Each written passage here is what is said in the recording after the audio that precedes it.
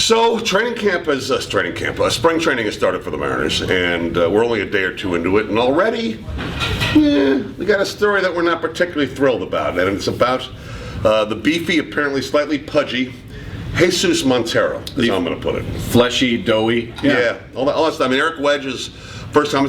Montero, we had heard, besides the biogenesis story, which is a lousy story, we had heard that he was working on his speed in the offseason, which is a topic of conversation for a lot of people.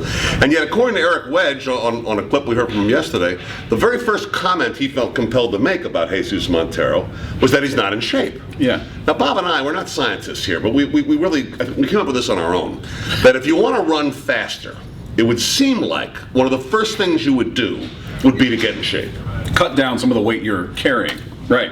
Yeah. And that apparently is not happening. Well, and it makes you question his off-season workout program and how much running he was actually doing, because it is a cardio workout, which in turn burns calories. Thus, you'd think he'd be a little lighter if he really was working on running that much, which I'm guessing he wasn't, or he was eating more than he was working out. But to have that be one of the first things said about you coming into spring training, and your manager saying, well, he's not in the shape I'd like him to be in yet, to me is a red flag. And it's not a huge deal, not trying to make a big deal out of nothing, but when your name was just in the news for all the wrong reasons, whether you're guilty or not, the whole biogenesis attachment is not a positive story concerning you.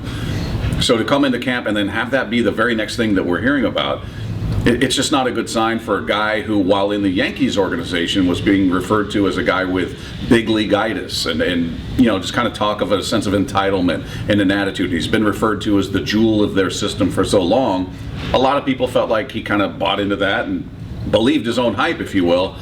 And there's still belief that maybe there's a little bit of that here, and maybe we're seeing it. Maybe he didn't feel like he needed to work out as hard as he should have in the offseason. I hope not, because 260 with 15 home runs is not going to get you a long career, especially not here where they're expecting more from him. Now, like you said, this doesn't have to be a big deal, and in a lot of cases with guys, if you're a productive player, managers aren't going to care what you do, because you've gone through the spring training process, you know how to get yourself in shape, but this guy doesn't. The big thing about him last year was that he wasn't running well. That was supposedly something that was going to be fixed.